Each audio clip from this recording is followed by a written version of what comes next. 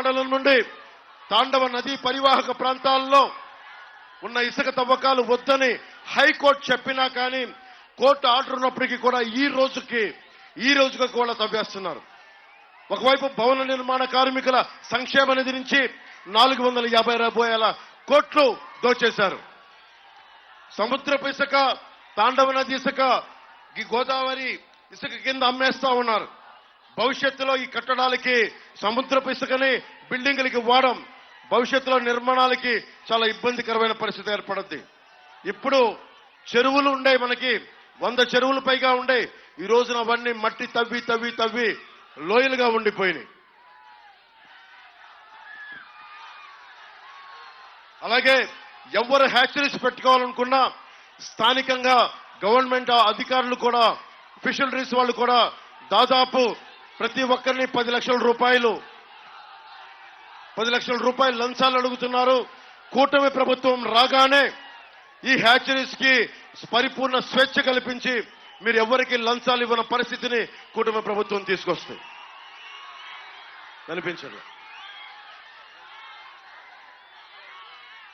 చెప్పానమ్మా, job క్యాలెండర్ని విడుదల చేస్తాం. ప్రతి సంవత్సరం జాబ్ క్యాలెండర్ని విడుదల చేసే బాధ్యత కూటమి ప్రభుత్వం తీసుకుంటుంది.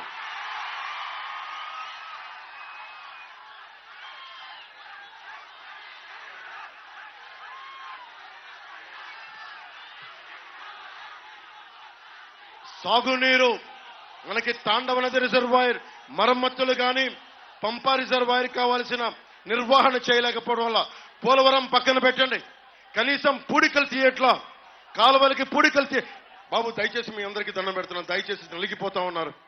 మీరు ఉన్న చోటను ఉంటే చాలు, ఉత్సాహం ఉండాలి. నేను కాదంటల్లా, చేతులెత్తి చేయకొట్టాలి, ప్రభుత్వం మారాలి. వినండి, దయచేసి వినండి. మీరు దయచేసి ముందుకు రావద్దు. దయచేసి ఉన్న చోటనే ఉండండి. దయచేసి అన్నదమ్ములకి చెప్తున్నాను, ఉన్న చోటనే ఉండండి. ప్లీజ్. తునిలో ఈ రోజుకి కూడా నీటి ఇబ్బంది ఉంది. తాగునీరు కావాలి, సాగునీరు కావాలి. పోలవరం మర్చిపోండి. పోలవరం ఇంకా ఈ రోజుకి గతి లేదు. కూటమి ప్రభుత్వం రాగానే దాన్ని పూర్తి చేసే బాధ్యత మేమందరం తీసుకుంటాం. కానీ మన తాండవ రిజర్వాయర్ కానీ పంపా రిజర్వాయర్ కావాల్సిన మరమ్మతులు కానీ కాలువ పూడికలు కానీ ముందస్తుగా చేయాలి. ఆ బాధ్యత మేము తీసుకుంటాం.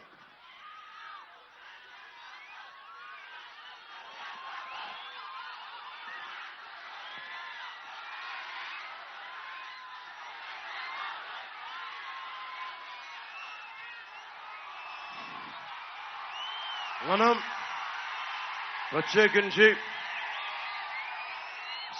మనకందరికీ కావాల్సింది ఒకటి విద్య, వైద్యం, ఉపాధి, మనకి సాగునీరు, తాగునీరు, లా అండ్ ఆర్డర్ చాలా బలంగా ఉండాలి.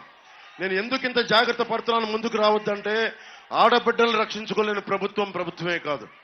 30,000 మంది ఆడబిడ్డల అదృశ్యం అయిపోయారు. ఈ ముఖ్యమంత్రి ఒక్క మాట కూడా మాట్లాడలా.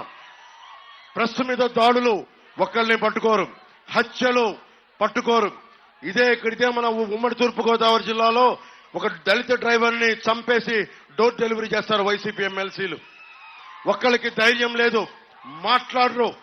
ఇది మనం చూస్తుండగా పక్కనోడికి జరిగింది కదా అని అనుకోవడానికి కాదు, మనకు కూడా జరుగుద్ది. ఇది మనకు కూడా ఇలాంటి పరిస్థితులు వస్తాయి. నేను చూశారు సీఎం రమేష్ గారి మీద దాడి, మొన్న బాలశౌరి గారి మీద దాడి, ఎవరిని బతకనివ్వట్లా. మేము ఒకటే గుర్తుపెట్టుకోండి, వైసీపీ ప్రభుత్వం దాడులు చేస్తుంది అంటే కూటమి గెలుస్తుంది. ఆ భయంతో దాడులు చేస్తున్నారు. ఓడిపోయేవాడే దాడులు చేస్తాడు. గెలిచేవాడికి అవసరం లేదు. భయపడుతున్నారు వాళ్ళు, మనల్ని చూసి భయపడుతున్నారు. మీకు ఉద్యోగాలు కానీ నిరుద్యోగ భృతి కానీ మీ అందరికీ ఆడబిడ్డల భద్రత కానీ